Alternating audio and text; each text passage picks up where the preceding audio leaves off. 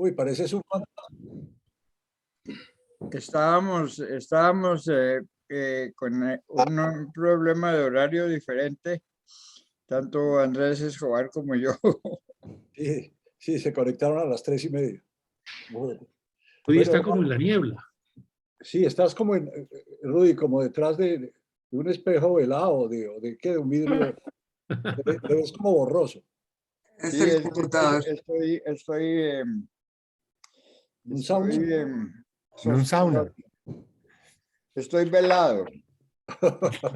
Bueno, bueno, bueno, vamos a comenzar. Mauricio, buenas tardes, muchas gracias por aceptar esta invitación. De verdad que honras este grupo con tu presencia, estamos muy interesados en oírte y sin más preámbulos, adelante. Muchas gracias. Bueno, estoy muy complacido de esta invitación y sobre todo ver aquí a tantos amigos. Hay por ahí micrófonos abiertos. Me voy a empezar a cerrar, ok. Veo Armando, que, ya me desvelé. veo que Carlos Caballero es mucho más ordenado que yo, porque yo a estas alturas los viernes, cuando me toca el turno a mí, estoy rematando columna. Veo que tú ya la mandaste hace rato y listo para otras actividades. Bueno, entonces, ¿qué he pensado yo a raíz de la invitación de Armando? Que podemos hablar en formato de una conversación y creo yo que lo mejor es manejarlo así como tertulia y no tanta presentación. Si hay necesidad de traer alguna diapositiva, pues la mostramos. De 4 temas. El primero es la coyuntura macro, que es muy compleja y muy difícil de navegar. El segundo tema son las elecciones y hablar un poco de lo que están proponiendo los candidatos y sobre todo pensar un poco qué de eso que se está proponiendo se puede convertir en realidad, cuáles van a ser las prioridades y cómo puede uno tratar como de anticipar lo que sería la agenda del próximo gobierno, por lo menos en el primer semestre, es decir, los primeros 6 meses de gobierno, ver por dónde irían las cargas. Y quisiera también hablar de 2 temas más de mediano plazo. Uno, la transición energética. Aquí el elemento por el cual lo traigo a colación es que pues en el país se habla mucho de la transición energética, es entre otras cosas un tema en el que hay unanimidad absoluta entre los candidatos a la presidencia, la necesidad de apoyar la transición energética, pero tal vez nosotros le hemos prestado menos atención a los compromisos que hemos adquirido en términos de reducción de emisiones. Y me gustaría conversar con ustedes lo que significan esos compromisos desde el punto de vista de inversión, porque la transición energética es intensiva en capital y por lo tanto requiere unos volúmenes de inversión muy grandes. Y la gran pregunta que nos debemos hacer es si hay una correspondencia entre los anuncios, los compromisos, las aspiraciones, las metas de reducción de emisiones y las realidades en términos de capacidad de inversión. Ay, Mauricio, perdón que hice un clic y lo apagué, ya lo vuelvo a prender. Qué vergüenza. Ahí ya yo no sé hasta Perdón. dónde me alcanzaron ahí lo No, último que dije. o sea, los últimos 2 segundos no vimos. Ok, entonces, listo. Entonces les decía que me gustaría hablar de ese tema de la transición energética. Y lo último, para, digamos, hablar un poco de los escenarios futuros, el tema, digamos, fiscal. Cómo pensar un poco la problemática fiscal a mediano y largo plazo. Entonces empecemos por la coyuntura macro. La coyuntura macro, yo diría que hay dos elementos que la caracterizan. Uno, una recuperación económica muy fuerte. Probablemente Colombia será de las economías grandes de América Latina la de mayor crecimiento este año. E incluso creo que la de mayor crecimiento en términos generales, excepto Guyana, que está teniendo un boom espectacular por el aumento de la producción de petróleo. Pero un crecimiento que puede ser perfectamente del 6% este año. Como ustedes vieron, los datos del indicador de situación económica ya está en 7.9% los primeros 2 meses. Entonces, Colombia, digamos que llama la atención en el contexto regional en materia de crecimiento. Se está desacelerando fuertemente Chile, se está desacelerando Perú, Brasil seguramente este año no crecerá más del 1,5%, México también. Entonces, digamos que el primer punto a destacar es el crecimiento.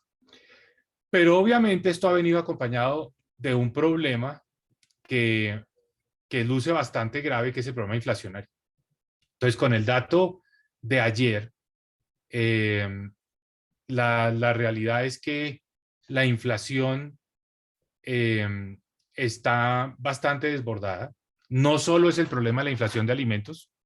La inflación de alimentos sí explica una parte, pero también hay un aumento muy fuerte en la demanda y ese aumento en la demanda se está reflejando en los precios de los bienes más que de los servicios. Entonces, todos los indicadores de inflación están realmente altos.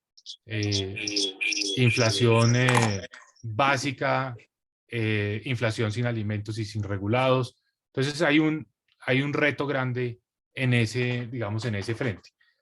Y el escenario macro, yo diría que también hay que sumarle un problema, y es que la situación fiscal con esto de los subsidios a los combustibles es una situación, digamos, que puede ser muy, muy compleja, porque los órdenes de magnitud del impacto fiscal de los subsidios a los combustibles son bastante grandes. Entonces, conclusión, tenemos una problemática macro compleja.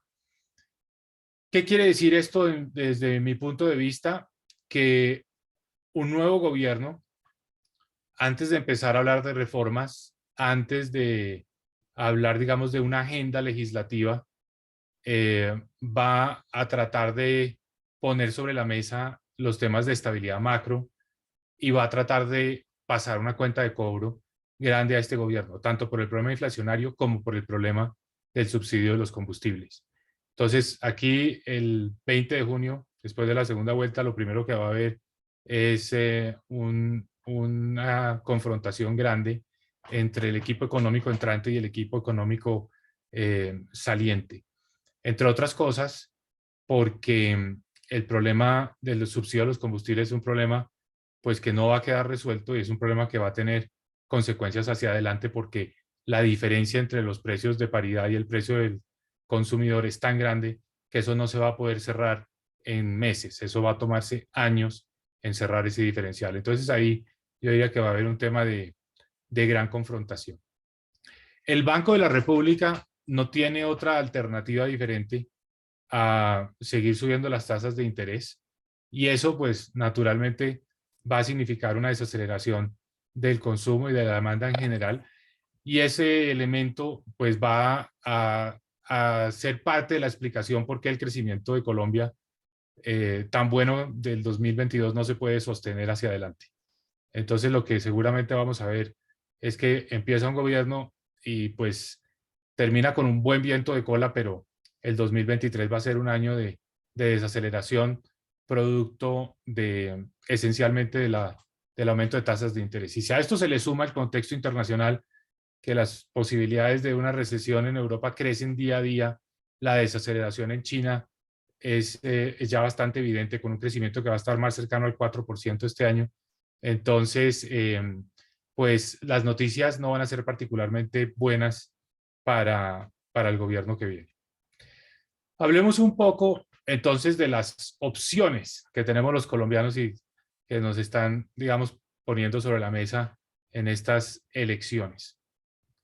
Me puse a hacer la tarea de leerme los planes de gobierno de los 4 candidatos con mayor opción y hacer un poco como una comparación de propuestas, mirar también temas más de estilo, del lenguaje, que a veces dice mucho sobre los énfasis.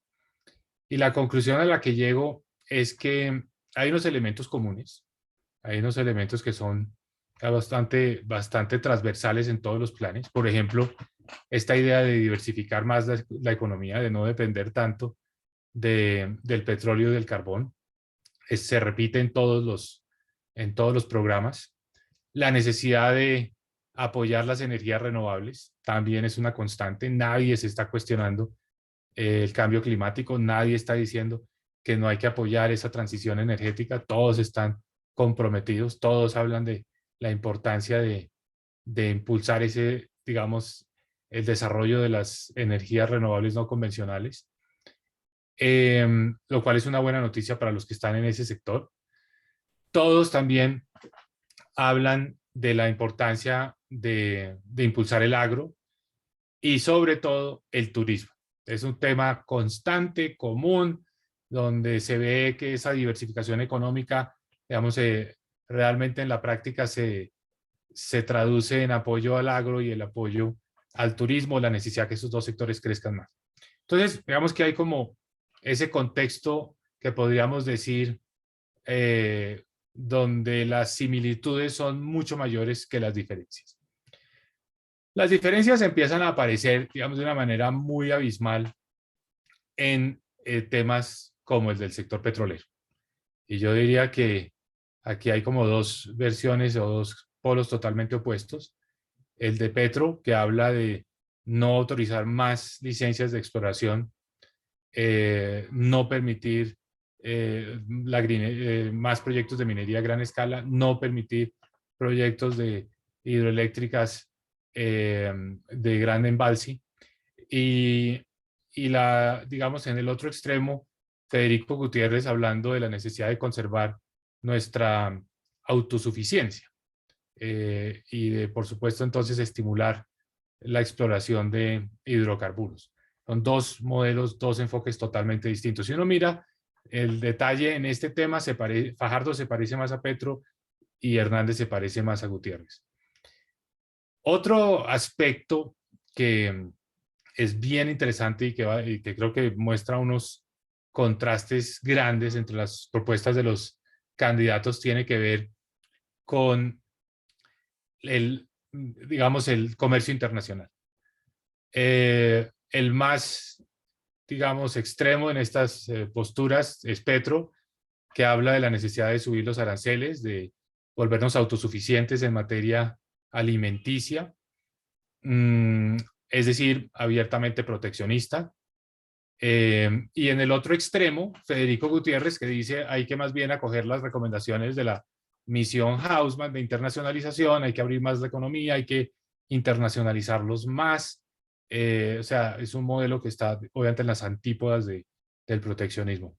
Me llama la atención que Fajardo también habla de subir aranceles, habla de hacerlo con los países con los cuales no tengamos suscritos tratados de libre comercio y habla también de la necesidad, digamos, de proteger el agro. Hernández también es proteccionista, claramente proteccionista. Yo diría que en eso se parece más a Petro que a los demás.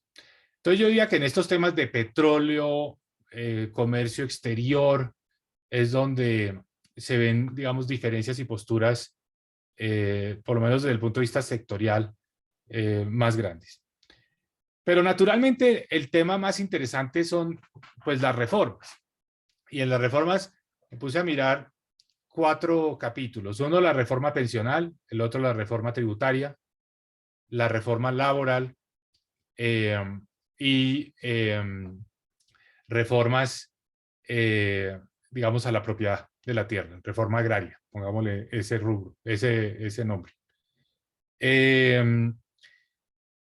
Me llama la atención lo parecidas que son las propuestas de Fajardo y de Petro en materia tributaria, porque los dos están hablando de subir el impuesto a los dividendos, de reintroducir el impuesto de patrimonio a personas naturales. Los dos hablan de aumentar las tarifas de impuesto de renta para personas naturales de ingresos altos. Los dos hablan de impuestos al carbono y de impuestos saludables. Es decir, son plataformas bastante parecidas. Obviamente Petro más radical, porque Petro habla de no solo aumentar el impuesto a los dividendos, sino hacer obligatorio la distribución del 70% de las utilidades de las empresas, para que la base del impuesto a los dividendos sea más alta. Ni Gutiérrez ni Hernández hablan en detalle de los temas tributarios. Gutiérrez más bien lo que dice es vamos a defender la regla fiscal, y vamos a estabilizar la deuda pública alrededor del 62% del PIB, pero no entra en el detalle de una reforma tributaria, un poco de lugares comunes en cuanto a la factura electrónica, en cuanto a mayor capacidad de gestión de la DIAN, mayor utilización de los mecanismos que tenemos de intercambio de información con otras jurisdicciones, ese tipo de cosas, es, digamos, al final del día, un tema de administración tributaria, pero no un tema de bases o tarifas de impuestos. Y Hernández ni siquiera toca esos temas. Y la pensional, pues también es otro punto en el que veo similitudes entre Fajardo y Petro, porque los dos hablan del sistema de pilares, de la necesidad de adoptar el sistema de pilares.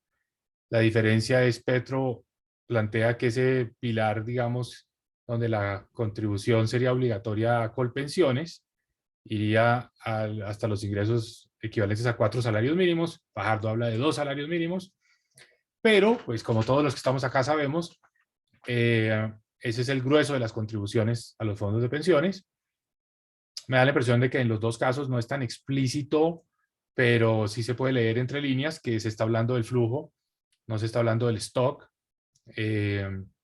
No hay una intención, digamos, de mover el stock de ahorros de un lado a otro, pero el efecto sobre los flujos es un efecto enorme y ese flujo, pues que en el caso de la propuesta de Petro puede ser del orden de 20 billones de pesos según mis cálculos, pues sería la base para el pago de una renta básica, que es la otra cara de la moneda de la reforma pensional. No hay mucha claridad sobre esa renta básica, simplemente en el monto. Tanto Fajardo como Petro hablan de medio salario mínimo, pero ninguno es muy explícito en la cantidad de personas. Fajardo dice que todas las personas que no tengan una pensión, y Petro a veces habla de una renta básica universal, que es un imposible fiscal. Petro a veces habla de incluir a madres cabeza de familia, pero en fin, lo que uno debería hacer las cuentas es con 20 billones de pesos, con un subsidio mensual de 500.000 pesos, a cuántas familias le alcanza, y eso más o menos da 3.300.000 familias en Colombia. Entonces, ese para mí va a ser el primer proyecto de ley.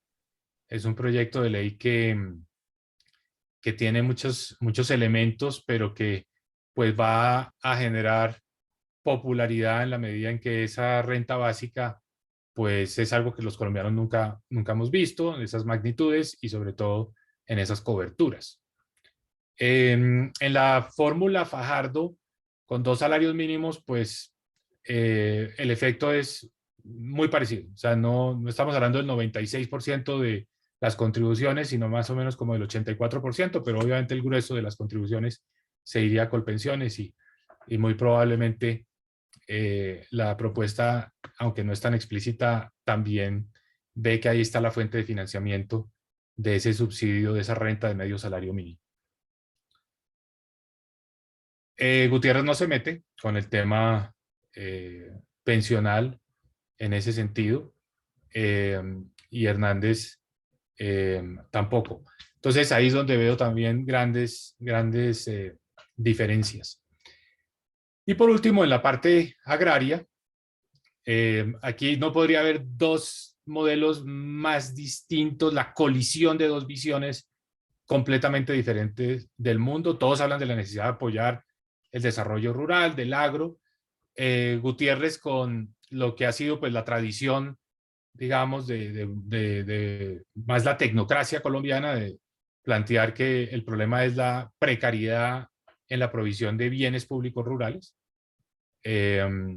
Y Petro más bien diciendo que el problema es la propiedad de la tierra y la concentración de la propiedad de la tierra y la necesidad de democratizar la propiedad de la tierra rural. Yo creo que son 2 concepciones completamente diferentes y por supuesto el resultado de las elecciones va a tener impactos en ese sentido porque no podría haber 2 visiones más distintas.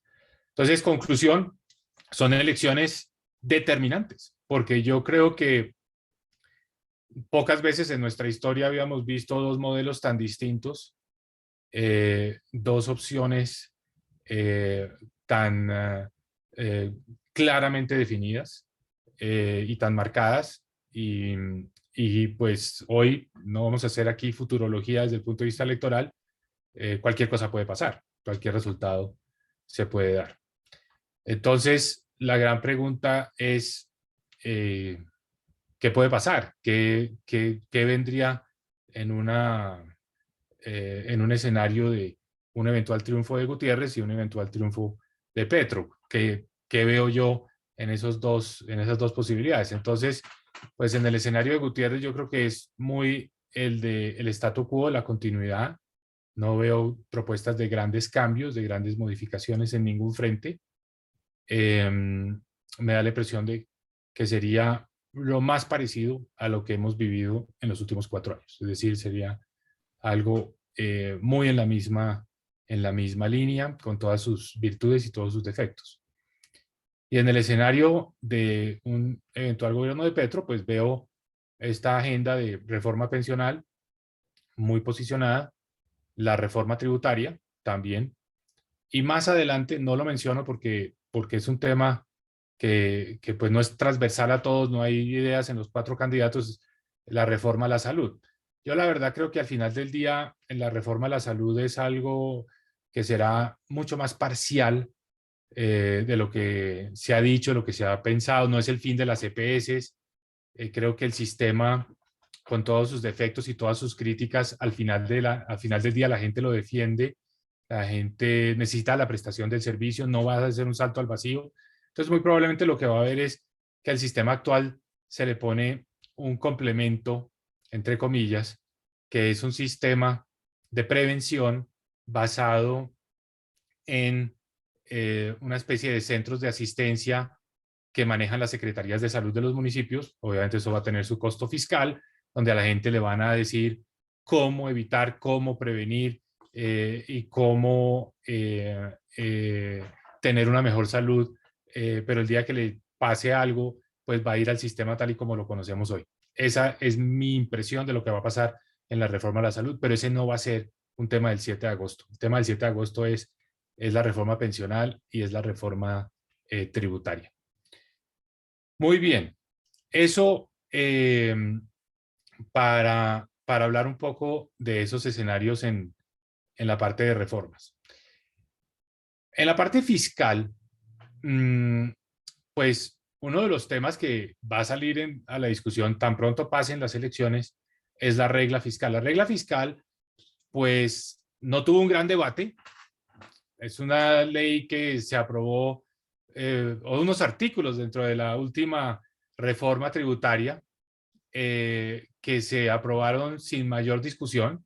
Esto pues es bueno para el Ministerio de Hacienda porque el Ministerio de Hacienda logró meter este tema sin mayor interferencia, pero al mismo tiempo es una regla fiscal que al no haber tenido todo el debate y toda la visibilidad, le queda fácil a un próximo presidente decir, mire, esto me lo están dejando, yo tengo que cumplir con este compromiso, pero el gobierno que hizo esta ley sí estableció claramente unas cláusulas de excepción en las que no aplica esta reforma, no aplica esta regla y me va a empezar a aplicar a mí después de una transición y que pues evidentemente va a ser muy exigente exactamente en los próximos 4 años.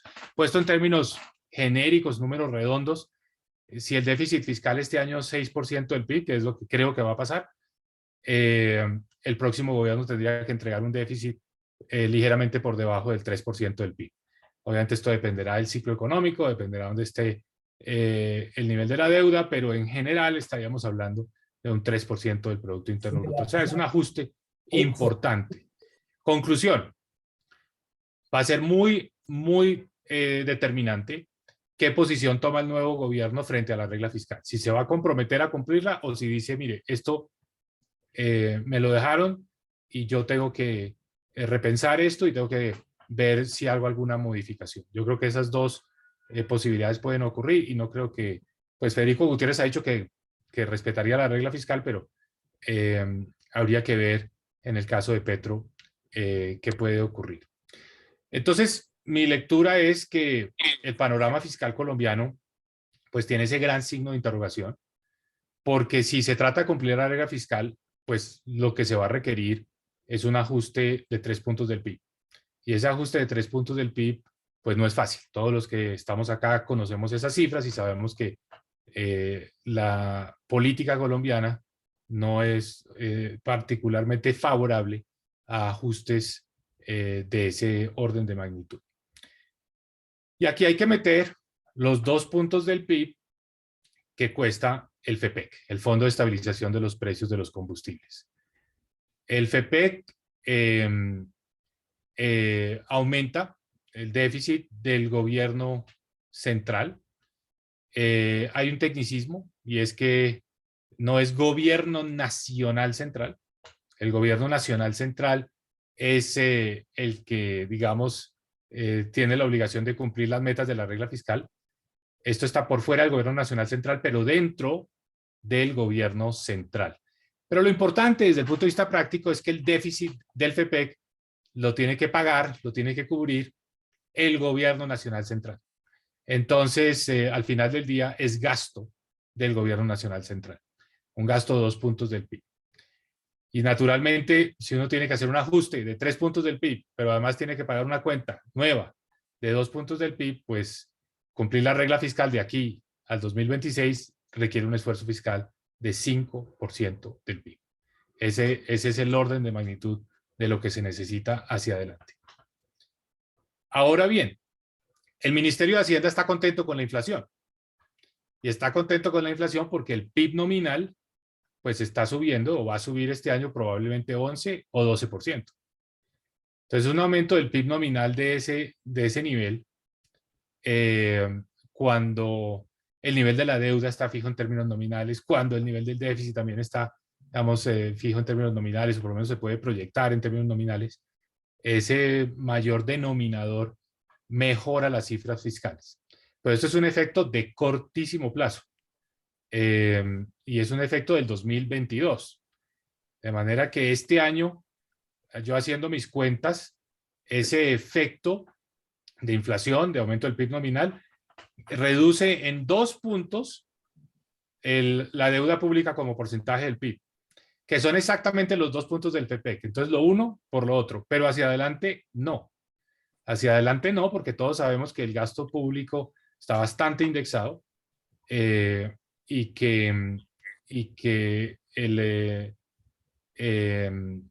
el déficit, digamos, en términos nominales, seguramente aumentará el próximo año en una proporción parecida a lo que haga la inflación y el PIB nominal. Entonces, un efecto de corto plazo que va a hacer ver las cifras de este año menos malas, incluso si se tiene en cuenta el efecto del FEPEC. Nos vamos a quedar con una deuda pública, digamos, en 62% del PIB. Pero si no tuviéramos esa noticia de la inflación y el efecto sobre las variables nominales, pues la deuda pública subiría 2 puntos y el déficit fiscal también por cuenta de los subsidios a los combustibles. Eso me lleva al tema de la transición energética, para hablar unos minutos sobre eso. Entonces, Colombia, como seguramente todos ustedes han visto, está comprometida en los acuerdos de París y ahora en la segunda ronda de compromisos que se envió a finales del 2020 a reducir las emisiones de gases de efecto invernadero y particularmente de CO2 en un 51% frente a la base, que es el año 2016. Eso es enorme, eso es gigantesco. En el caso de Colombia, eso significa muchas cosas al tiempo, tienen que pasar muchas cosas al tiempo. Y casi todas ellas cuestan mucho, casi todas ellas requieren inversión. Electrificación del transporte público, cambio de la matriz energética por más energías renovables no convencionales, más inversión para evitar la deforestación, entonces eso significa más pagos por servicios ambientales. Y he estado en la tarea de tratar de pasar de la ambición de la meta al costo y ver cómo se puede cómo se puede acomodar ese costo dentro de lo que son nuestras realidades económicas y particularmente fiscales. Y los órdenes de magnitud son aterradores. Para llegar allá, la inversión que se requiere es fácilmente del 8% del PIB por año. En un país donde la tasa de inversión está digamos, por los órdenes del 24%, estamos hablando de una inversión gigantesca para poder llegar a esas metas. Y una parte muy importante de esa inversión, pues es pública. Entonces hace aún más complejo el elemento, digamos, fiscal. Aquí hay una parte de toda esta ecuación que Colombia tiene que ver cómo aprovecha y cómo desarrolla, y es que para llegar a hacer esa reducción de emisiones, pues lo más importante, el mayor dividendo, lo podemos tener en términos de toneladas de CO2 si frenamos la deforestación y estimulamos la reforestación. Ahí es donde Colombia más impacto podría tener en la reducción de emisiones. Y la financiación para lograr eso, pues la pueden proveer los interesados en compensar sus propias emisiones de CO2, particularmente las empresas en las economías avanzadas. Entonces, digamos que una fuente de ingresos importantes para nosotros que no existe, que no se ha materializado, es construir ese puente que nos permita que se encuentre la oferta de proyectos que capturan el CO2 con la demanda. Y eso nos puede generar unos ingresos. Es decir, puesto en otros términos, lo que podríamos hacer es tratar de monetizar un recurso que ya tenemos, que generalmente no nos produce nada sino problemas porque cae en manos de la ilegalidad, que es esa, digamos, esa riqueza y esa biodiversidad, poderlo monetizar. Pero eso no se va a lograr con pequeños proyectos que van promoviendo las ONGs ambientales y emisiones de, digamos, de bonos de carbono de pequeña escala. Necesitaríamos algo mucho más masivo y algo donde el Estado tiene que jugar un papel importante porque pues hay comunidades, hay temas de titulación de tierras, hay temas de verificación de que efectivamente se estén cumpliendo los compromisos para que se puedan lograr estos ingresos asociados a la emisión de las compensaciones de carbono. Pero creo que ahí hay una oportunidad grande para Colombia y es lo que tenemos que desarrollar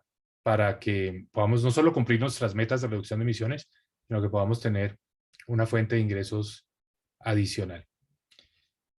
Y por último,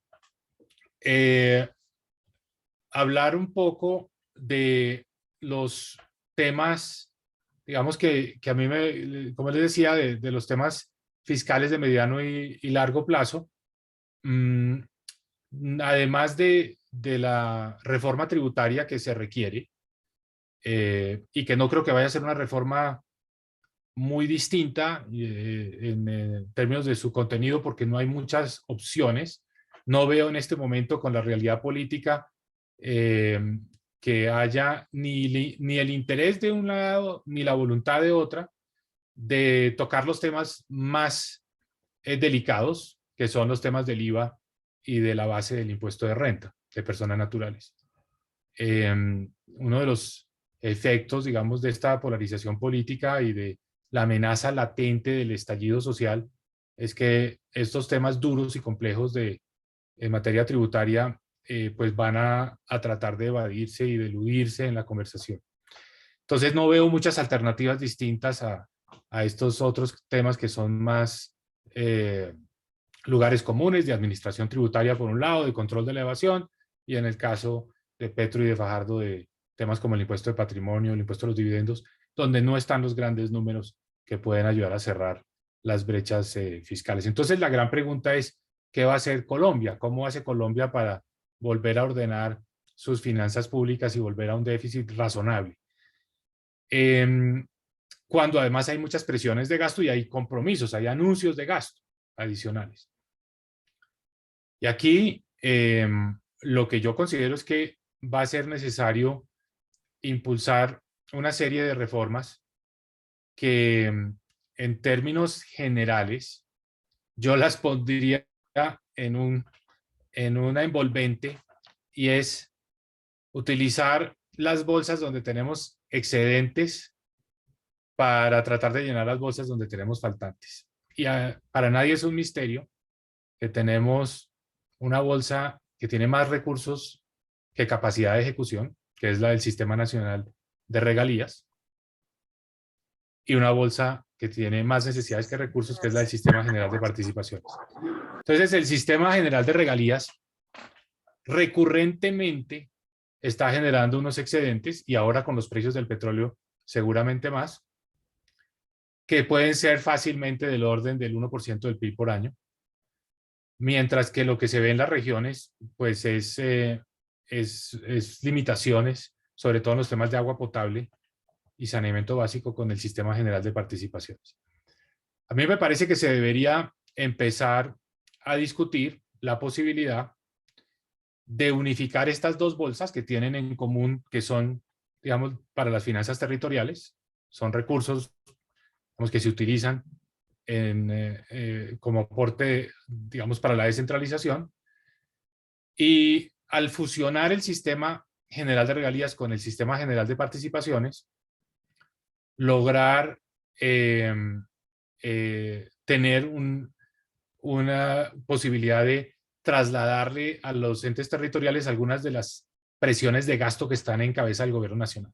Temas como, por ejemplo, la alimentación escolar o la atención de la primera infancia en los centros de desarrollo infantil. Ese tipo de reformas me parece que podrían ayudar a mejorar un poco las perspectivas fiscales.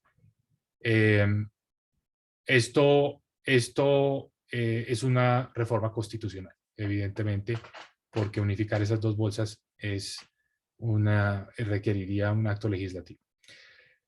Y concluyo con esto, Armando y amigos. Las perspectivas, digamos, de mediano plazo, mucha gente pregunta, sobre todo con cuáles son las políticas que se puedan sostener, que puedan resistir un cambio de gobierno, incluso si Colombia hace un viraje hacia la izquierda.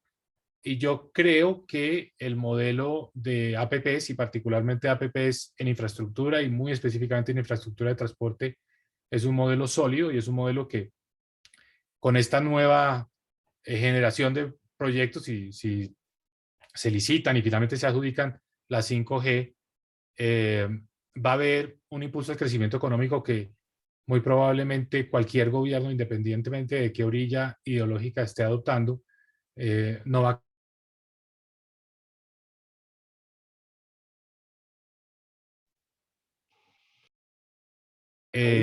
yo tengo más tranquilidad con respecto al tema de la infraestructura de transporte. Entonces, ahí dejo estos comentarios iniciales y con mucho gusto pasemos, si quieren, a la parte del conversatorio. Mauricio, muchísimas gracias, muy claro, muy completa tu presentación. Entonces le pido a los participantes que levanten la mano, los que quieran hacer comentarios o preguntas, y comenzamos nuestros diálogos.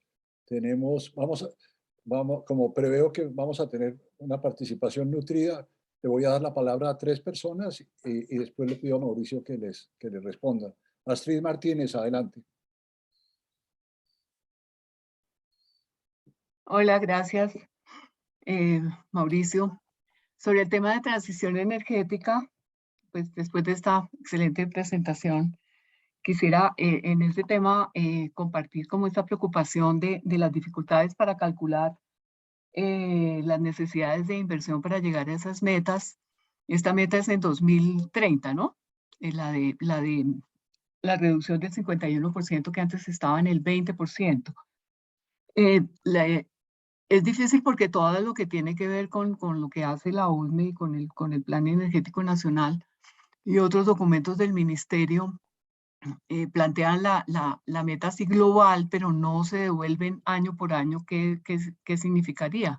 Y ya estamos a solo 2 periodos presidenciales para cumplir esas metas. En los programas también se habla de una transición, pues se acepta en todos los casos de que se necesita una transición, pero no se está claro de la urgencia que habría para en cada periodo de los 2 que quedan presidenciales tener unas metas muy concretas sobre eso.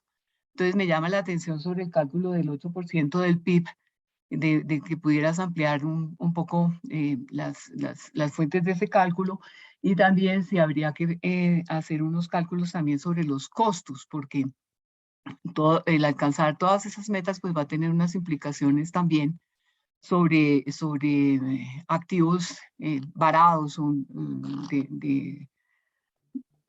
activos que van a tener que ser sacados de operación antes de su vida útil, que para una empresa como Ecopetrol supone pues unos costos muy, muy grandes.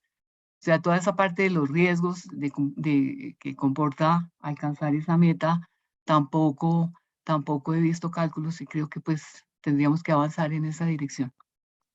Gracias, Astrid. Carlos Gustavo Cano, adelante. Gracias, Armando. Mauricio, hola. Va a haber una participación muy nutrida. Yo no voy a hablar de petróleo, pero sí quiero hablar de inflación. Obviamente, Mauricio, claro, la inflación no solamente alimentos, pero alimentos, el 26%, 26 y pico por ciento en los últimos 12 meses. Y ese es el castigo más severo para los estratos más bajos de la población. Aunque la inflación, si uno la estratifica, es altísima para esos estratos. Y estamos en un ambiente preelectoral complejo, donde puede haber esos estallidos sociales que tú mencionaste. Mi observación es esta. ¿Qué observaste tú? Porque lo mencionaste, pero digamos la lectura juiciosa de los programas sobre el criterio de los distintos candidatos sobre la independencia del Banco de la República. Yo no volví a escuchar al señor Petro, pero recuerdo hace algunos meses donde él, eludiendo la urgencia de una reforma tributaria, llegó a insinuar que el banco debería emitir dinero para repartirlo entre los pobres. Ese es mi comentario y lo dejo ahí. Me parece bastante explosivo eso, porque una de las instituciones más serias y de las conquistas constitucionales más interesantes y más sólidas de Colombia ha sido precisamente esa independencia del Banco Central a raíz de la constituyente del 91. Gracias. Gracias, Carlos Gustavo. Eduardo Lora, adelante. Sí, gracias, Armando.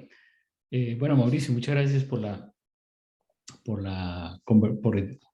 charla y por haberlo puesto todo en términos tan directos y sencillos y tan bien organizados.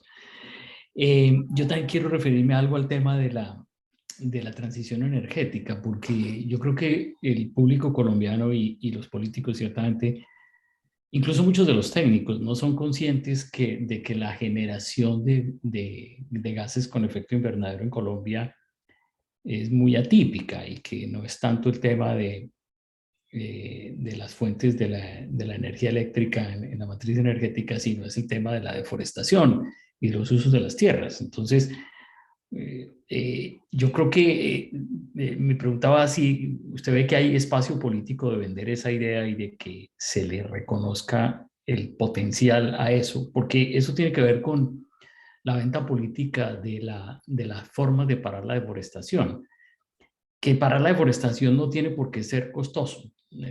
Y en realidad parar la deforestación los que tendrían que pagar ese ejercicio son los ganaderos. Entonces, a mí me llama la atención que Petro no haya cogido esa bandera, ¿no? De, oiga, tenemos que hacerle a los ganaderos, tenemos que hacer que los ganaderos paguen por la transición energética. ¿Por qué ellos? Pues porque ellos son la principal causa de la emisión de gases. Y ellos son la principal causa de que hemos estado acabando con el bosque, y ellos son unos evasores irredentos, que no pagan IVA, que no pagan impuesto predial, que no pagan un carajo. Entonces, me gustaría oír un poco sus reacciones sobre eso. Bueno, Mauricio, por favor. Bueno, este tema de la transición energética, es bueno que nosotros los economistas comencemos a interesarnos. Yo creo que es un tema que por mucho tiempo estuvo en manos de los ambientalistas y está muy bien y promovieron esa agenda y generaron interés. Y nosotros, los economistas, pensamos que era un tema un poco marginal. Pues hay excepciones, hay colegas que desde hace mucho tiempo están interesados en esto, pero debemos traerlo al centro de la conversación. ¿Por qué? Voy a ponerlo en términos gráficos. Normalmente a esas conferencias internacionales, a las famosas COP, pues los ministerios de Hacienda ni se asoman, ni participan.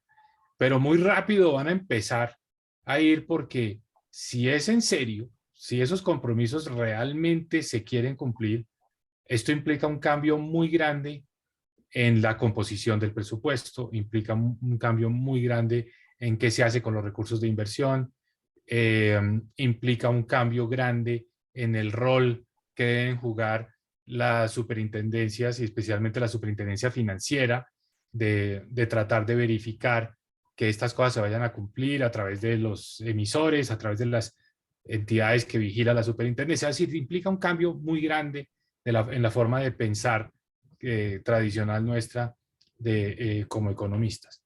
En el caso específico de Colombia, y aquí voy a tratar de tocar tanto la pregunta de Astrid como la de Eduardo, y dejo para el final lo de Carlos Gustavo sobre el tema del Banco de la República. Nosotros siempre pensamos en transición energética como en términos de lo que hoy genera más visibilidad, que son los nuevos proyectos de energía solar, energía eólica, y lo que estamos haciendo de diversificar más la matriz energética, en fin, todas esas son buenas noticias, o que están llegando buses eléctricos a Bogotá, todo eso está bien, y es parte de esa transición energética. Pero lo material, lo cuantitativamente importante en Colombia, es la reducción de emisiones asociadas al cambio del uso del suelo. Y en particular en Colombia el cambio del uso del suelo es destruir bosques, talar bosques para tener ganadería extensiva, ¿no? Ese es el genérico, no solo es ganadería, también hay algo de agricultura, pero ese es el elemento central. Si Colombia realmente quiere cumplir con la reducción de emisiones, tiene que resolver ese problema. Entonces, ¿qué es lo que pasa? Si ustedes se van a Florencia, Caquetá, o a Mocoa, Putumayo, y se meten 1 hora o 2 horas en carro, y llegan a, digamos, a la zona rural y preguntan, ¿cuánto vale una hectárea de tierra acá? Entonces la persona que les conteste esa pregunta le va a decir, depende. Si es talada, o sea, quemada, que es el término que se utiliza, o nosotros en el campo aquí se dice mucho limpiada, que es paradójico que se utilice el término, vale 10 millones de pesos. Pero si usted si la compra con la selva todavía ahí tupida, eso vale 2 millones de pesos. 10 versus 2. Eso es paradójico porque para la humanidad, para el día que estos compromisos de las reducciones de emisiones se vuelvan una realidad, la hectárea tupida de bosque no vale los 10 millones por los que se vende hoy para la ganadería. Vale 100 millones de pesos en términos del equivalente en captura de CO2. Lo que pasa es que las fuerzas del mercado todavía no están reflejando eso. ¿Por qué? Porque nadie está pagando los 100 millones de pesos. Nadie en Colombia tiene la capacidad de pagar los 100 millones de pesos. Los 100 millones de pesos solo nos podrá pagar el día de mañana si desarrollamos un mercado adecuado para eso, Google o Microsoft o un banco Nueva York que dice yo tengo que compensar mis emisiones y quiero comprar estos créditos. Pero para eso hay que desarrollar un mercado mucho más profundo, un mercado mucho más grande, y ese mercado tiene que contar con suficiente capilaridad como para que el campesino que está enfrentando la decisión de si talar o no talar, le resulte más atractivo no talar, no llenar eso de cabezas de ganado, sino más bien conservarlo para poder recibir el beneficio de ese servicio ambiental. Entonces, esto es un cambio de mentalidad, pero no es un cambio de 1, 2, 3 proyectos, sino que vamos a tener que resolver el problema de la subsistencia en el campo colombiano y que los colonos, los campesinos puedan tener un ingreso que les llegue producto de la venta de esos créditos de carbono. Entonces, yo creo que eso es un reto gigantesco hacia adelante. Ese mercado no existe. Ese mercado, lo que hay en Colombia, alguien podría decir, no, pero aquí ya se venden créditos de carbono. Les voy a decir, ¿qué se vende en Colombia? Y hago aquí una especie de mea culpa. Nosotros introdujimos el impuesto al carbono. Es un impuesto de $5 por tonelada de CO2. Y eso nos ha ganado mucho prestigio internacional a Colombia. O sea, es uno de los pocos países en América Latina, 3 países en América Latina con impuesto al carbono. Sin embargo, en esa ley también se estableció que los sujetos del impuesto podrían compensar créditos de carbono. Entonces, el impuesto al carbono en Colombia lo pagan esencialmente las aerolíneas, las cementeras, las distribuidoras de combustibles, Ecopetrol. Entonces, les queda fácil comprar esos créditos de carbono, que son proyectos de reforestación, etcétera. Es un mercado que está ahí para pagar el impuesto al carbono. Entonces, al Ministerio de Hacienda, cuando se estimó que el impuesto al carbono podría generar 750.000 millones de pesos, le deben estar llegando 250.000, 300.000 millones de pesos a lo sumo. Para eso ya existe ese mercado, para no pagar el impuesto al carbono, pero no para monetizar ese gran recurso que tenemos nosotros, que es nuestra Amazonía esencialmente.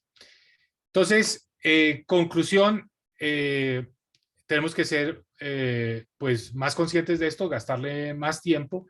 Y para contestar la pregunta de Astrid, ¿cómo pasar de compromisos de reducción de emisiones a plata, a inversión?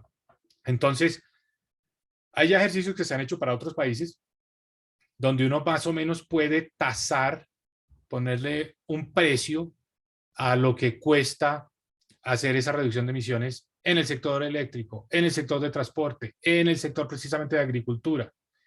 Y dado lo que Colombia tiene que hacer, digamos, haciendo unos supuestos de cómo se pueden bajar esas emisiones, bueno, tratar de llegar a un número en temas de inversión. Lo interesante es que la inversión que tenemos que hacer nosotros para reducir emisiones es más costosa, es mucho más costosa que la de las economías avanzadas. Esto es bastante paradójico y muestra que aquí hay unas tensiones grandes entre economías avanzadas y economías en desarrollo. Pero no me puedo ir sin Carlos Gustavo. Sé que ya hay muchas manos levantadas. Sí, todos oímos las declaraciones de Petro sobre independencia del Banco de la República, pero yo diría que la pregunta yo la englobaría a bajo qué circunstancias, en qué condiciones podría haber una asamblea constituyente. Porque yo creo que, pues aquí está Alejandro Linares, seguramente se va a abstener de opinar, pero yo creo que un tema como la composición de la Junta del Banco de la República se cae de su propio peso, que un tema que toque, por ejemplo, la composición de la Corte Constitucional, y ese hecho es un hecho ya en nuestra jurisprudencia, un tema que toque la reelección presidencial y la posibilidad de introducir nuevamente la reelección, son temas que llevarían a una asamblea constituyente. Entonces la pregunta habría que llevarla, ¿bajo qué condiciones podría haber una asamblea constituyente? Yo diría que, en mi forma de ver las cosas, la asamblea constituyente se podría dar si el intento de conseguir los recursos para dar la renta básica a través de la reforma pensional se descarrila porque la Corte Constitucional lo declara inexequible. Y ahí entonces viene una confrontación de la calle versus la Corte. Y esa confrontación de la calle versus la Corte se va a una asamblea constituyente. Entonces yo creo que hay un escenario, algunos podrían decir que es un escenario de cola en la distribución. Yo creo que se puede ir moviendo hacia el centro, pero es un escenario al que le podemos dar una probabilidad, no sé, del 5, del 10% de una confrontación entre la calle y la Corte. Gracias, Mauricio.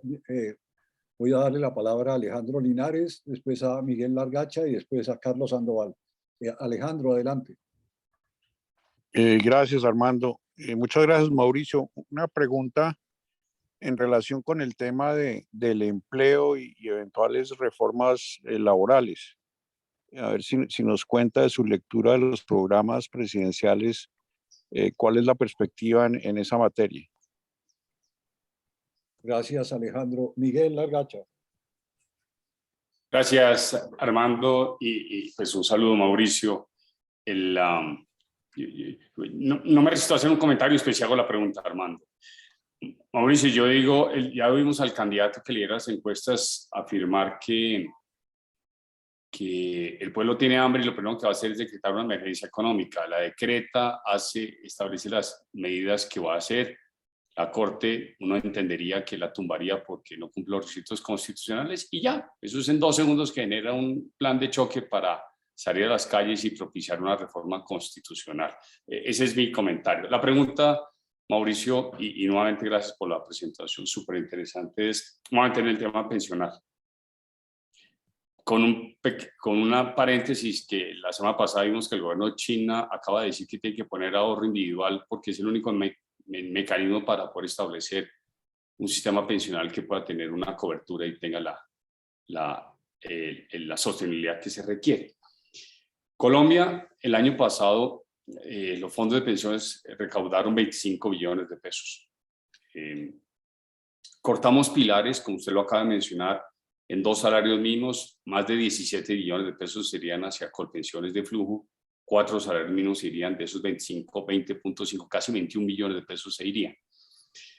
De un flujo, Mauricio, que está implicando necesariamente que los cotizantes de hasta 2 o de hasta 4 salarios mínimos pasan todos hacia colpensiones, porque precisamente por eso prevén ese flujo, esa movida tan importante de los recursos.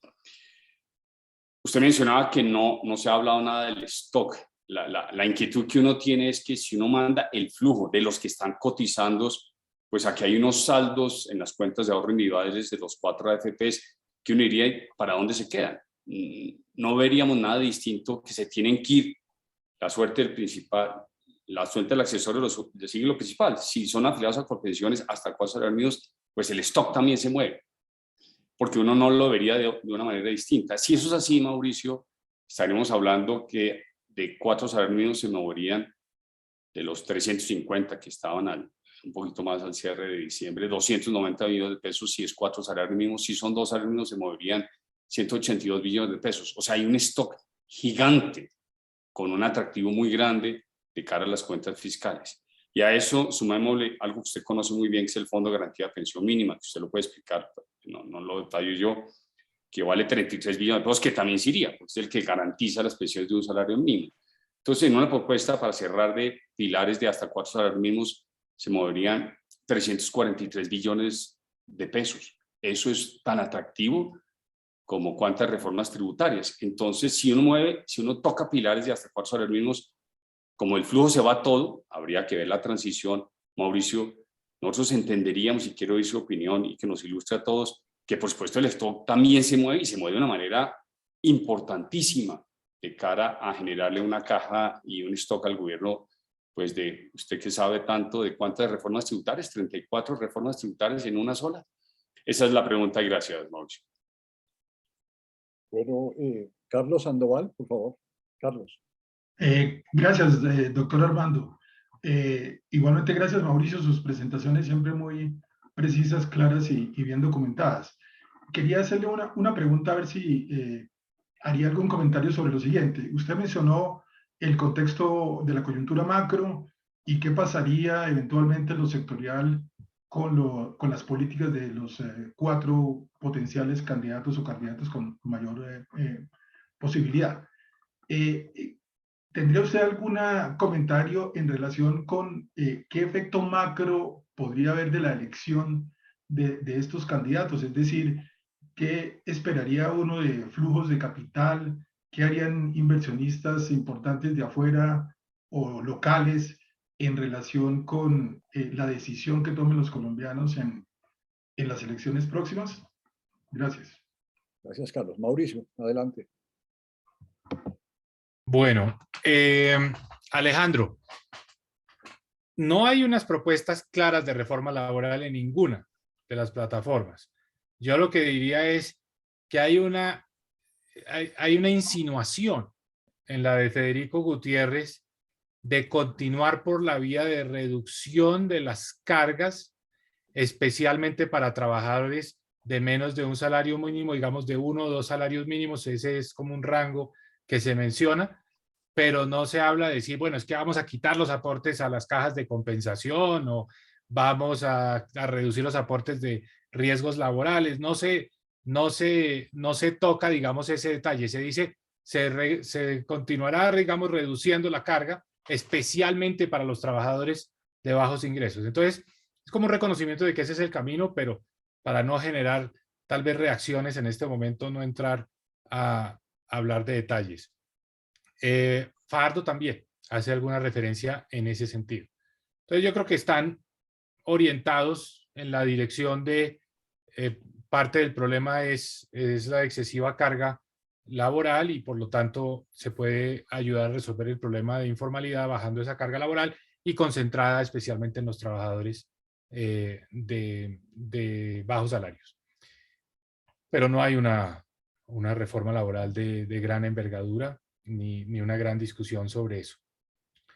Miguel, qué bueno que puso las cifras, son las cifras, yo las puse hace 8 días en mi columna en El Tiempo, esos son de lo que significa y lo que significa el flujo. Y usted trae un punto válido, que es, ido el flujo, se tendrá que ir el stock también. Entonces, pues en principio eso es lo que diría la lógica, pero no necesariamente va a ser así. Y aquí quiero tal vez mencionar algo que me parece que puede ayudar a entender a tratar de pensar qué puede ocurrir. Yo siempre he tenido la teoría de que las sillas donde uno está sentado piensan mucho, piensan hasta más que uno. Entonces, independientemente de la persona que se siente en el Ministerio de Hacienda, esa persona tiene que pensar, independientemente de quién es, de cómo va a financiar el déficit, que es un déficit grande, va a pensar en el costo del servicio a la deuda, y va a pensar también pues, en el crecimiento de la economía colombiana, que es, puesto en otros términos, va a pensar en la inversión.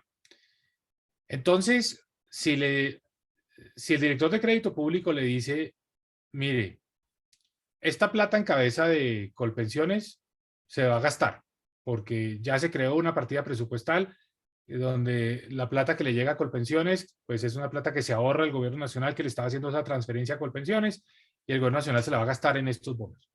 Entonces el director de crédito público le dice, ¿quién nos va a comprar la deuda? Y ese es un problema de una magnitud, si lo que se fue para Colpensiones fue el flujo. Es un problema de otra magnitud muy distinta si se fue el stock.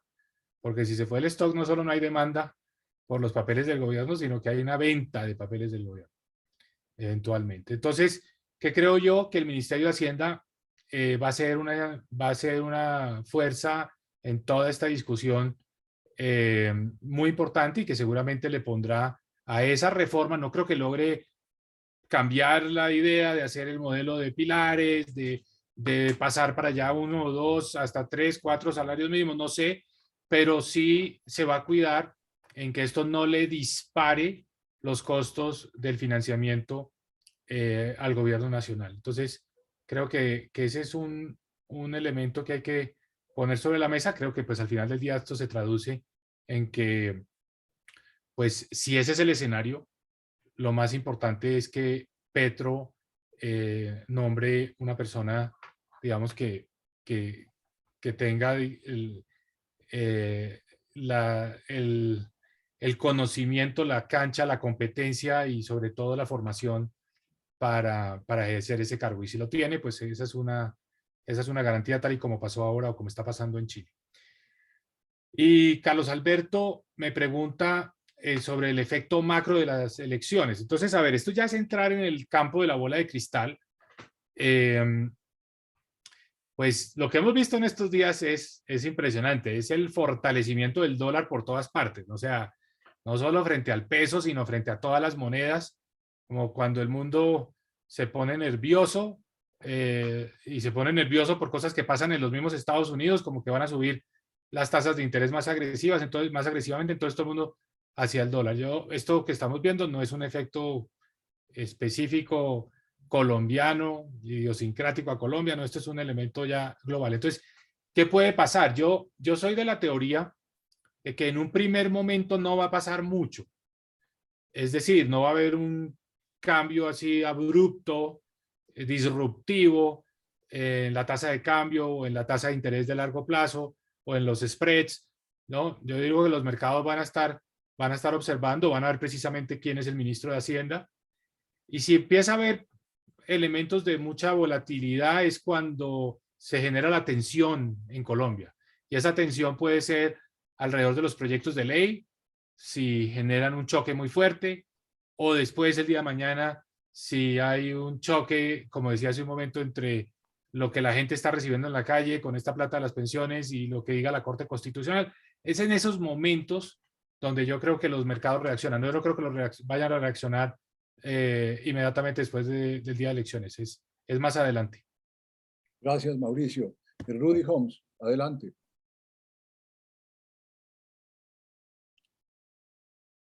Mauricio, muchas gracias por la charla, me ha parecido supremamente útil y muchas gracias por tratar de mantener una cierta prudencia y por encontrar explicaciones que son plausibles antes del fin del mundo. Pero yo tengo una pregunta sencilla, que es casi que de finanzas. Cuando tú dices que hoy en día vale 10 millones una hectárea deforestada, y que vale 100 esa misma hectárea con arbolitos, ¿cuánto cuesta ponerle los arbolitos? Gracias, Rudy. Santiago, adelante. Gracias, Mauricio, por esa presentación. Mi pregunta, comentario tiene que ver con una variable que no mencionaste inicialmente, que es la cuenta corriente de la balanza de pagos. Y la cuenta corriente tiene varias definiciones, pero quiero enfocarme en la que dice que la cuenta corriente, la balanza de pagos es igual a, el déficit en cuenta corriente, la balanza de pagos es igual a la inversión menos el ahorro. La inversión total, pública más privada, está alrededor de un 24% y el ahorro puede estar alrededor del 18%. Eso nos da un déficit de alrededor de 6. Estrictamente el déficit del año pasado cerró en 5.7% del PIB, digamos, entonces es un 6%. Va a haber muchas presiones para aumentar la inversión, ¿no? Y uno de los problemas serios de la reforma pensional es que si esos dos, las cotizaciones sobre 2 o sobre 4 salarios mínimos pasan a Colpensiones, el ahorro de los hogares y por lo tanto el ahorro total puede caer hasta 2 puntos porcentuales adicionales, lo que quiere decir que si en lugar de 6, estaríamos hablando de un déficit en cuenta corriente del 8%. 6% ya es muy grande y 8% a mi modo de ver es insostenible, ¿no?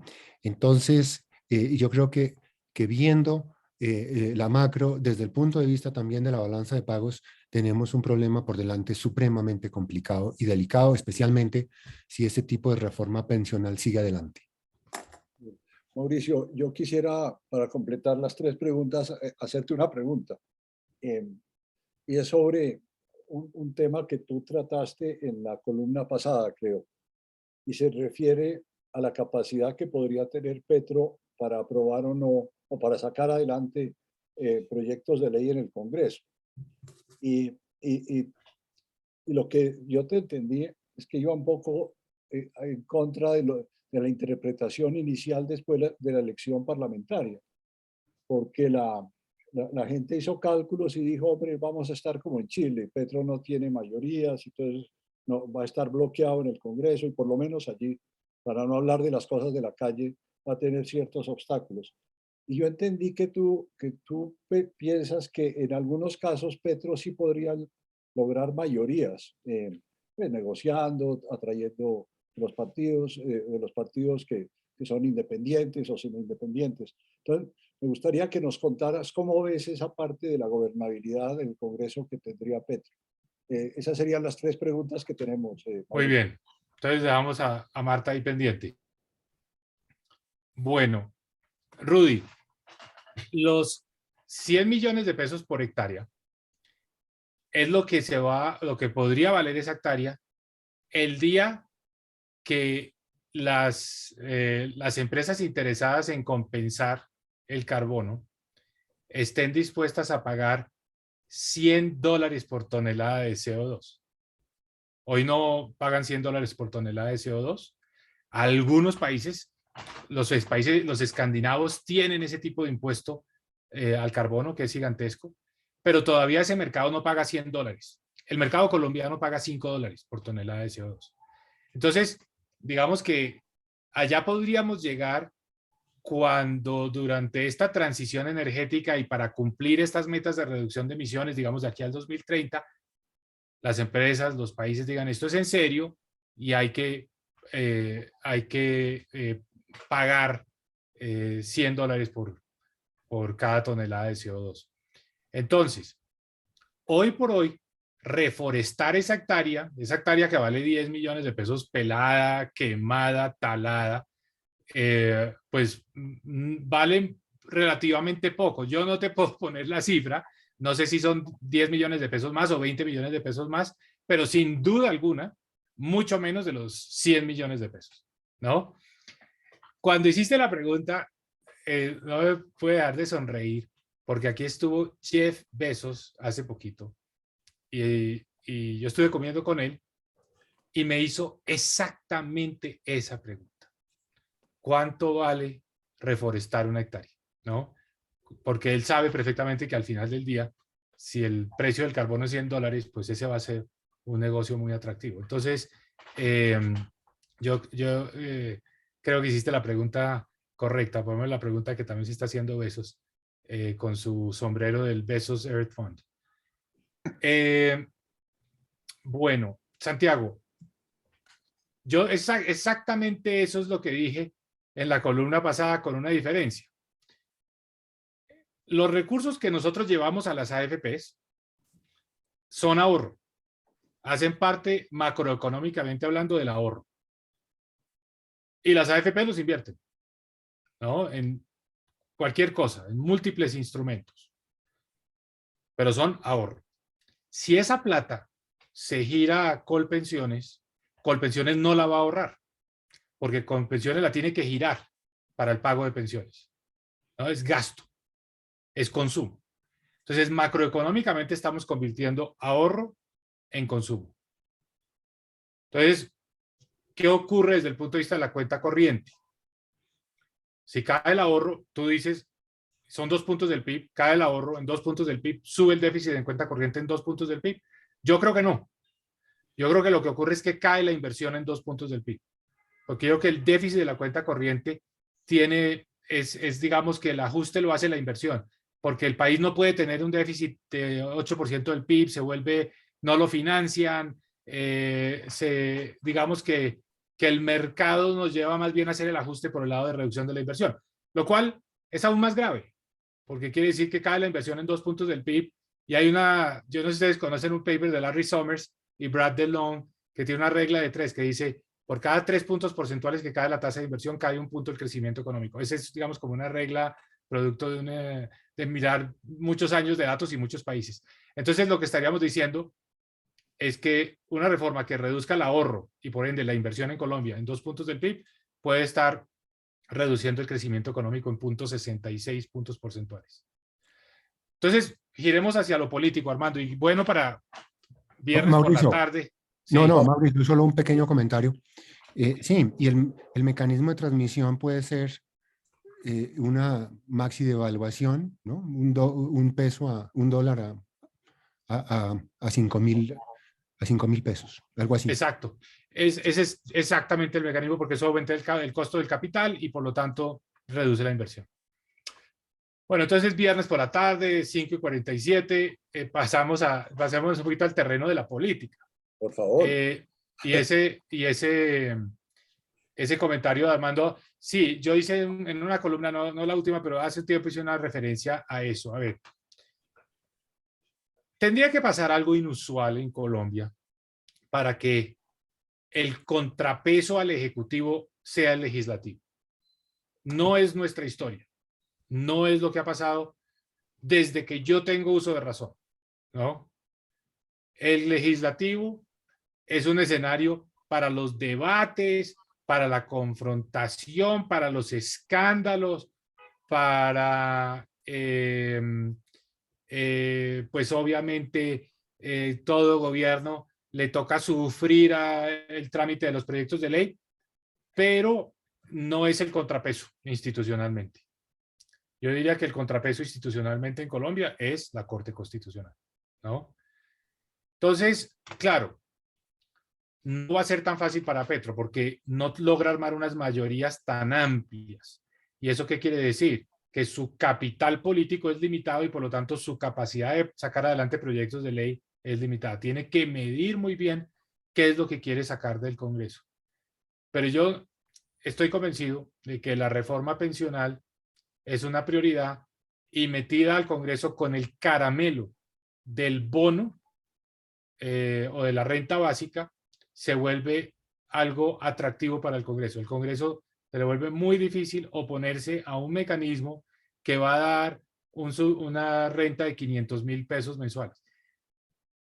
Lo único que me hace pensar dos veces esto es que los congresistas que aprueben eso saben que están volviendo inmensamente popular a Petro, ¿no? Y que va a ser muy difícil competir con él y con su partido hacia adelante porque ese es un cambio, digamos, de 180 grados en lo que es la magnitud, los tamaños de la política social en Colombia. Podría ser un tipo de congresista que esté pensando 3, 4 jugadas hacia adelante, no es tampoco lo normal. Entonces, por eso todavía le doy una alta probabilidad a que se arme la coalición, que con 55 votos se logra y los 55 votos están, digamos, entre pacto histórico, digamos, todo el Centro Esperanza, Partido Verde, o comunes, indígenas, y ahí tiene que entrar uno de los partidos, digamos, más tradicionales, y pues si pasa lo que pienso que está pasando, y es que en el Partido Liberal hay una división fuerte entre Gutiérrez y Petro, muy probablemente el Partido Liberal pueda acabar haciendo parte de esa coalición. Creo que los votos están, no para todo, pero para una reforma así, que tiene ese elemento, digamos, de un corte populista, llamémoslo, puede pasar. Entonces el verdadero dique institucional va a estar en la Corte. Entonces, es un gobierno con restricciones, pero no con imposibilidades. Puede sacar cosas, menos de las que seguramente va a querer hacer. Muchas gracias, Mauricio. Ahora sí, Marta. Marta, y no tengo manos levantadas, señores. Por favor, aprovechen que está Mauricio aquí. Marta, adelante. Gracias. La pregunta mía era básicamente igual a la suya, pero menos elegante. Yo lo que quería preguntarle a Mauricio es cómo hace. Lo que yo recuerdo, Mauricio, es que la votación en el, más o menos, para una reforma tributaria, cuando usted era ministro, en los últimos ministerios era, no sé, 85-5 en Senado cuando les iba mal. Y la pregunta es esa, ¿cómo hacer la próxima reforma tributaria, sea cual sea, que sea el presidente de los dos últimos finalistas? Entonces, si uno piensa que va a ser Federico Gutiérrez o Petro, ¿cuál va a ser la votación, por ejemplo, para una reforma tributaria si es Federico? Ya usted contestó más o menos para si es Petro, pero no para Federico. Yo creo que igual va a ser tenaz. Gracias, Marta. Carlos Felipe Jaramillo. Adelante, Felipe. Gracias, Armando. Hola, Mauricio. Bueno, como había 2 minutos, va una pregunta sobre el mediano plazo, que creo que estamos muy enfocados en el corto plazo. De todos estos candidatos y estos programas, ¿cuál creería, Mauricio, sería más conveniente para el mediano largo plazo en términos de crecimiento económico? Porque noté en el cubrimiento de las propuestas mucho sobre temas distributivos, pensiones, reformas tributarias, temas muy que no van al corazón del problema que tenemos. Como bien lo dijo Mauricio al principio, la tasa de crecimiento del año pasado y este año están muy altas, pero son razones puramente coyunturales. Pero para toda América Latina, y creo que Colombia se une al grueso el año entrante, la tasa de crecimiento va a ser mucho más baja ¿Cuál de estos candidatos tiene un programa que lo anime a pensar de que en el mediano plazo hay reformas buenas para tener mejor crecimiento económico? Gracias. Adelante, Mauricio. Muy bien. Bueno, va en todo caso tocar un poco el punto de Marta, porque hablamos de Petro y Carlos Gustavo en el chat está diciendo, oiga, están hablando de Petro como si eso ya estuviera decidido. No, yo creo que las elecciones están hoy virtualmente empatadas y por eso dije al comienzo, cualquier cosa puede pasar y debemos hacer el esfuerzo siempre de mirar los dos escenarios. Y estoy tratando de hacerlo pues lo más objetivamente posible, porque va a venir una etapa de mucho apasionamiento y seguramente las emociones nos van a dominar, pero tratemos como en un último esfuerzo de mirar esto con cierta ecuanimidad. Entonces, Marta, tú tienes toda la razón. El gran activo que tiene Federico Gutiérrez es que tendría unas mayorías amplias y supremamente holgadas en el Congreso de la República. Es decir, en teoría podría sacar cualquier reforma. La gran pregunta es, ¿tiene la voluntad? ¿Quiere sacar esas reformas? ¿Quiere usar ese capital político para hacer reformas?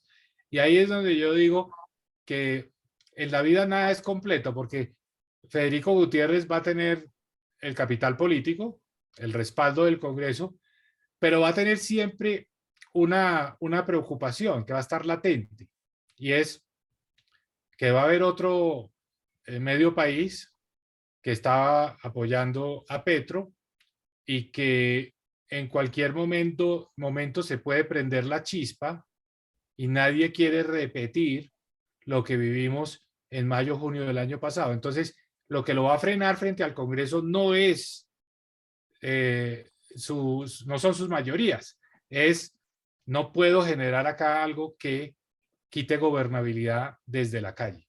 Entonces, por eso no creo en reformas tributarias, aún con ese capital político, aún con esas mayorías en el Congreso, que toquen temas tan controversiales como la ampliación del IVA, la canasta familiar, la ampliación de la base del impuesto de renta de personas naturales, donde creo que, digamos que hay en este momento unas líneas rojas que no se pueden pasar. Por ejemplo, una persona con capital político y con esa fuerza podría decir, bueno, resolvamos, corrijamos el problema de los subsidios a los combustibles que nos está costando 2 puntos del PIB este año, hagamos algo para actualizar esos precios. No se atreven tampoco, nadie se va a atrever por el temor a que los camioneros vuelvan a cerrar las vías, bloqueen al país y por lo tanto tengamos otra vez un fenómeno, digamos, de grandes costos económicos. Entonces, un poco esa situación social, política, las tensiones restringen más allá de lo que son las mayorías o no en el Congreso. Entonces, paradójicamente, Petro podría decir, tiene una mayoría precaria en el Congreso, pero tendría un poquito más de holgura para hacer cosas desde el punto de vista de la calle. Carlos Felipe, sí, los planes están llenos de lugares comunes. Necesitamos diversificar más la economía, necesitamos generar más empleo, reducir la dependencia de los recursos naturales no renovables. Debemos estimular el desarrollo de las exportaciones. Bueno, todo eso, el turismo está en todos los...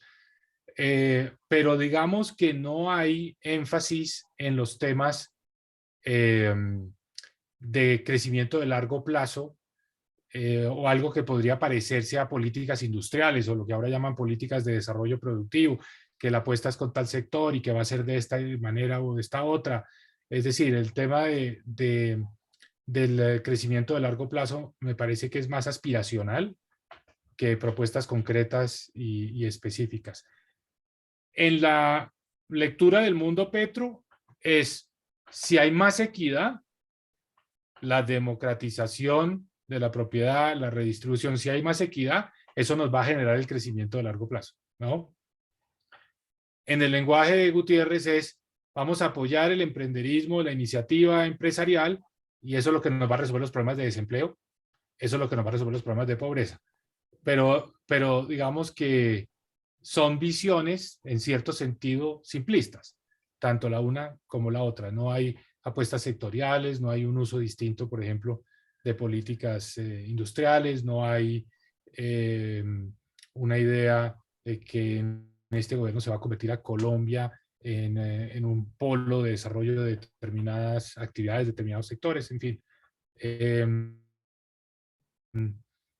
Para equilibrar esa respuesta con Fajardo, Fajardo cree mucho en los centros de investigación y tecnología. Entonces, digamos que si se monta un centro de investigación y tecnología, eso irradia conocimiento y que ese es un elemento que puede ayudar a estimular el desarrollo productivo. También es algo bastante genérico y no, digamos, no suficientemente detallado como para uno pensar que ahí puede estar la respuesta de crecimiento a largo plazo. Gracias, Mauricio. Ahora tenemos a Adolfo Meisel y a Rudy. Adolfo, adelante. Gracias, Armando. No, muy claro, Mauricio. No calificaría más lo que has dicho, pero sí queda uno bastante preocupado. Pero tú has sido muy cauteloso en decir, digamos, que las cosas no están definidas. Bueno, voy a hacer una pregunta política. En decir que la cosa no está definida y que está abierta entre dos candidatos. Pero que yo recuerde, solo hace 50 años, en 1970, la izquierda tuvo una posibilidad en Colombia de ganar unas elecciones. Y en estos 50 años, pues nunca estuvo ni cerca. Entonces, la pregunta es, ¿qué pasó? Que en esta vez hay esa posibilidad. ¿Qué error hubo? Si es que los hubo. ¿O qué cambió? Gracias, Adolfo. Rudy, adelante. No, creo que Mauricio ya contestó lo que yo iba a preguntar, pero es que a mí me parece que en la plataforma de Sergio Fajardo sí hay una política industrial medio escondida. Y una parte de eso es importante, la parte de los centros estos de desarrollo científico y tecnológico que está propiciando, que eso es importantísimo en una política de desarrollo sectorial. Yo creo que es que más bien ha habido timidez o temor de presentarlo, porque el asesor principal de él es José Antonio, y él sí tiene esa idea de la política industrial muy metida en la cabeza. Entonces yo lo que encuentro es que más bien ha habido timidez política, pero que sí está metido por lo menos en las intenciones de ese segmento político. Mauricio. Sí, de acuerdo. Pues Adolfo, tú eres el historiador, ¿no? Entonces, la mirada de esos 50 años, a lo mejor tú nos puedes dar más elementos, pero ojo, no podemos formular la pregunta en términos de qué falló, ¿no? Porque la verdad sea dicha, si esto llega a ocurrir en Colombia, la gente va a decir, en el exterior va a decir, bueno, le tocó el turno a Colombia, o sea, ya pasó por todos los demás países de América Latina y le correspondió el momento a Colombia de hacer ese giro hacia la izquierda. Entonces, ¿yo qué veo? Yo qué veo, ¿por qué hoy hay un momento donde las probabilidades están tan altas, o por lo menos son 50-50? Yo veo, pues naturalmente, las secuelas de la pandemia. Es que la pandemia generó mucho daño y las cifras de pobreza, pues, muestran una parte y la pobreza sigue muy alta, pero también la pandemia, digamos que desde un punto de vista anímico, desde el punto de vista de avance profesional, educativo, pues digamos que fue un freno, entonces, para la gran mayoría de las personas. Entonces yo creo que ese es un factor a tener en cuenta. Otro, obviamente la baja popularidad del gobierno, el descontento, el momento internacional, o sea, la tendencia, lo que está pasando internacionalmente, nosotros no estamos ajenos a eso. Y creo que pues Petro ha logrado, digamos, articular un mensaje y ha logrado ser una persona que representa algo que es muy abstracto, que es muy difícil de explicar, que es difícil ponerlo en palabras, que creo que alguien que se proponga hacerlo no lo logra, y es representar el cambio. Entonces la gente dice, bueno, nos ha ido mal, estamos mal, esto por lo menos el cambio es como una esperanza. Que se vaya a cumplir, a que se vaya a lograr ese cambio, es otra cosa, pero lo representa.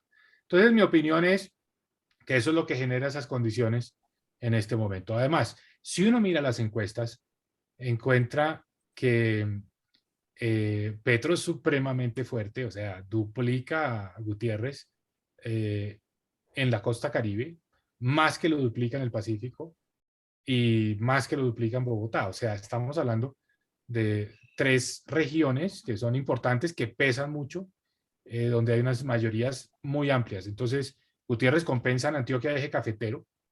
Entonces, llama la atención que Fajardo no logró digamos, cautivar ese voto de Antioquia. Y Hernández un poco en Santanderes, pero la fuerza de Petro, pues esto es lo que va a depender es si ese voto de Antioquia al eje cafetero y el de Santander, que tengo la impresión de que en una segunda vuelta votaría por Gutiérrez, pues logra compensar lo que pasa en el Caribe, en el Pacífico y en Bogotá. Entonces esto también está muy dividido regionalmente. Entonces yo creo que ese es el contexto general que hace que hoy la izquierda tenga viabilidad. Yo creo que el país... Sí. Hay una cosa, Mauricio, que es curioso, ¿no? En estas 3 regiones, porque bueno, el Pacífico y Caribe son 2 regiones con altos niveles de pobreza y rezagada, pero Bogotá, digamos, muy próspera. Digamos, ¿cuál es la explicación por qué Bogotá entra en eso? O sea, me llama la atención, no tengo una explicación, no sé si tú tienes una hipótesis por qué Bogotá entra en eso. Hay muchos pobres. Sí, pero como porcentaje no es comparable a Pacífico Caribe. Yo hay una diferencia de fondo, Adolfo. Las maquinarias en Bogotá tienen un impacto muchísimo menor que en las otras regiones. Este es un voto más independiente, es un voto que no va en función de lo que le digan y es un voto protesta. En este momento es un voto protesta. Pero los votos de la costa tampoco son votos de maquinaria, ¿no? Es voto protesta también. No sé el Pacífico, me imagino que es lo mismo. Listo, tenemos Alejandro Linares, me escribió por el WhatsApp, y después Ana María Ferreira. Alejandro, adelante. Mauricio, es que quería hacerle una pregunta de chisme, en el sentido de quiénes son los genios económicos que están acompañando a los candidatos. Sé que Petro está con Ricardo Bonilla y un tipo Medina. Ocampo es el jefe de Fajardo, pero no sé el caso de Fico y Hernández, con quiénes son los que están armando la campaña desde la perspectiva política, económica, perdón. Ana María. Ana María. Hola, Mauricio, súper interesante. No, yo tengo una pregunta política y una pregunta en su calidad de exministro de Minas. La primera es que a mí me da la impresión de que pues, la gente que apoya a Petro está en un juego de expectativas muy complicadas. Quieren el cambio, pero además quieren el cambio ya.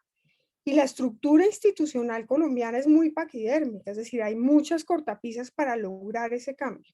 Entonces, pues yo llegué un poquito tarde, pero quiero saber cómo ve usted la probabilidad de una asamblea constituyente, sobre todo con una corte constitucional donde él puede cambiar 3 personas, pero las puede cambiar a los 2 años o a los 2 años y medio. Es decir, no va a poder cumplir ese juego de expectativas.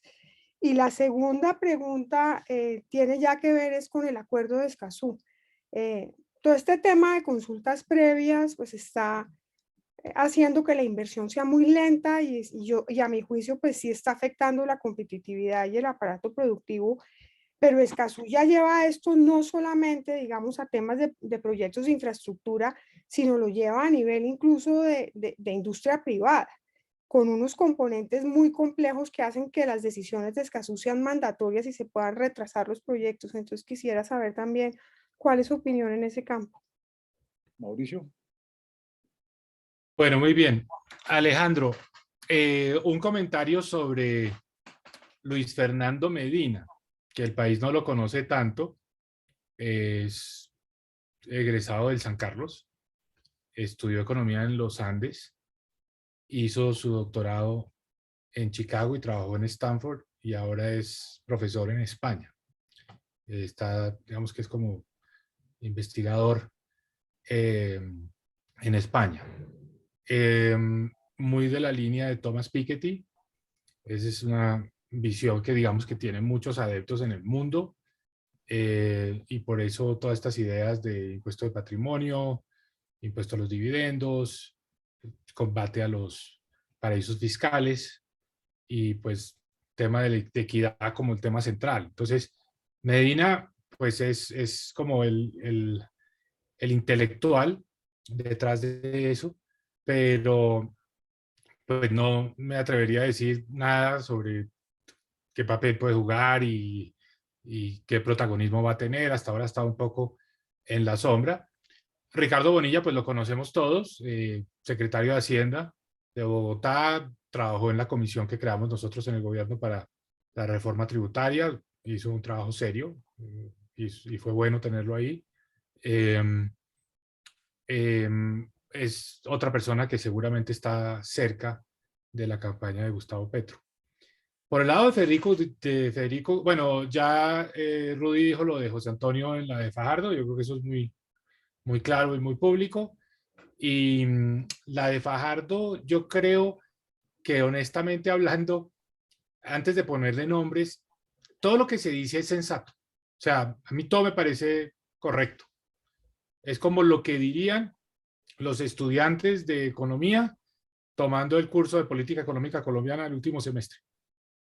Si uno les pregunta, ¿qué hay que hacer en materia tributaria? ¿Qué hay que hacer en tema laboral? ¿Qué hay que hacer en el tema pensional? Le van a contestar más o menos lo que está ahí.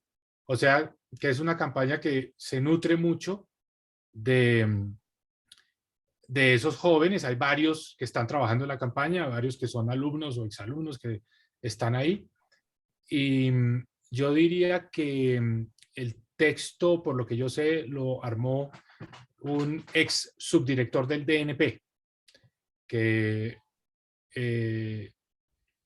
ha estado muy dedicado a trabajar con él. De pronto alguien aquí me acuerda el nombre. Manolo Castro. Manolo Castro, exactamente. Felipe Castro. Es coterráneo. Manolo Castro. Sí. Manolo. También es Pastuso. Exactamente. Él es la persona que está. Y lo que me dicen, perdóname Mauricio que te interrumpa, es que Gutiérrez no quiere que sea nadie establecido, que está buscando gente nueva, quiere estar como López Pumarejo, tener caras nuevas en los carros oficiales, en los computadores oficiales en este caso. Eso es una política de él. Nadie del chat. Manuel Fernando, es el nombre que me estaba... Manuel Fernando Castro. ¿No? E insisto, todo lo que se dice ahí yo creo que es como la visión convencional. Y todo está bien. La crítica puede ser, le falta audacia. Le falta algo que la gente diga, oiga, esto va a cambiar de esta manera y aquí hay un antes y un después. O sea, es muy el business as usual.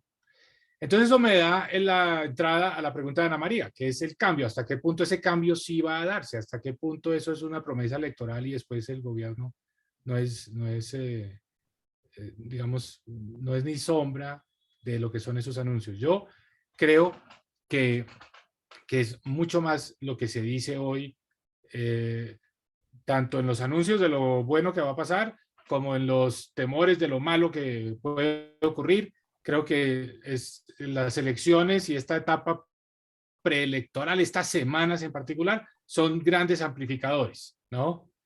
Llega un gobierno y cambiar no es tan fácil.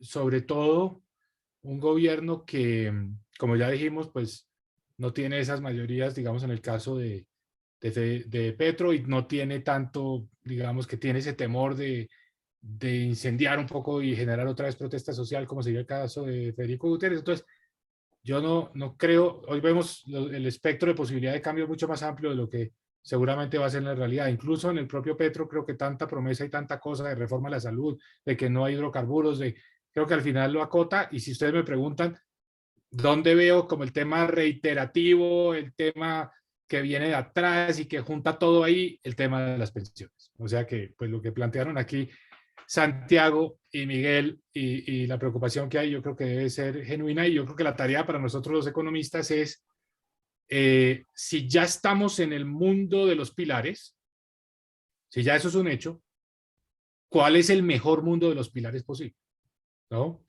Que eso requiere bastante trabajo y bastante filigrana, porque una cosa es crear el sistema de pilares y otra cosa es crear el sistema de pilares y aprovechar eso para hacer algunos ajustes paramétricos al sistema, ¿no? Porque si uno crea el sistema de pilares y no hace nada más, pues al final lo único que generó fue líos. Entonces, Ana María, no, rango de opciones reales de cambio son más limitadas. La inercia es muy, muy fuerte. Por último, el tema de el acuerdo de Escazú. Yo creo que este es otro tema de esos donde hay claro contraste. Sí, Petro, no, Federico Gutiérrez. Es así de sencillo. Y creo que lo que se va es a repetir un poco lo que hemos visto en los últimos meses, y es pues un gobierno que, sin decirlo tan abiertamente, lo que ha tratado es de darle largas y evitar el tema. Entonces, yo creo que también estamos votando en el fondo por eso. Gracias, Mauricio. Ya no hay manos levantadas. Yo creo que vamos a terminar. Mauricio, muchísimas gracias. De verdad que ha sido una sesión extraordinaria, muy ilustrativa. Hemos aprendido mucho. Y en nombre de todo este grupo, pues te quiero agradecer, de verdad, muy especialmente. Ojalá puedas estar aquí en alguna otra oportunidad. Y yo quería invitarlos a todos que despidamos a Mauricio con un gran aplauso. Mauricio, muchas gracias. Gracias, Mauricio. Muchas gracias, muy amables. Muchas gracias, Mauricio. Buen fin de semana para todos. Gracias, Mauricio. Hasta luego. Saludos a Cristina. Saludos a Cristina. Ahí sigue conectada. Dos años de aquí haciendo la tesis. Chao, Muchas chao. gracias. Chao, chao. Gracias Chao, a chao. todos. Gusto verlos a todos. Qué bueno verlos a ustedes. Gracias, salud. Luego a todos. Bueno, Andrés, pudimos por fin participar. Andrés está por ahí, sí. Hola, ¿qué hubo, Marta? Sí, Rudy. Nos estamos riendo de nosotros Gracias. mismos, del ridículo. ¿De cuál ridículo? Ah, porque entraron cuando una hora antes. No Sí. se dieron cuenta de la hora Y de que había la cámara. nos pasaba como el que llegó a manejar en Londres, que decía, ¿por qué todo el mundo va por la izquierda? Están locos. Ay, Dios mío. Estuvo muy buena la charla. Sí, muy buena. Muy buena la charla, sí. Sustanciosa. Bueno, Rudy, un abrazo, gusto en hablar. Y Marta, que estés bien. Ya. Chao, Andrés. Sí, ya se fue. Chao, Marta. Muy interesante todo lo que dijo sobre los llanos y sobre la reforestación, lo que puede venderse a inversionistas de afuera, los bonos de carbono, ¿no? Muy, Sí. muy Pero grandes. sabes que eso lo tiene Petro en su programa. Sí, Ese es uno de los puntos que plantea Petro, exactamente ese. Ahí, en un documentico que yo escribí, que puse ahí están las cosas. Petro plantea eso. Sí. sí. Sí, en el documento que puso sobre transición energética de los candidatos. Sí. Mm. Sí, ese sí lo trata, y es el único que pone todos esos impuestos y todas esas cosas, lo pone específicamente. Ahora, ¿cuál sería pues, el detalle? Pues habrá que ver, pero ese lo plantea. Hay una cosa interesante, y es que en XM hemos desarrollado unos instrumentos de ecoregistro y para registrar precisamente todos estos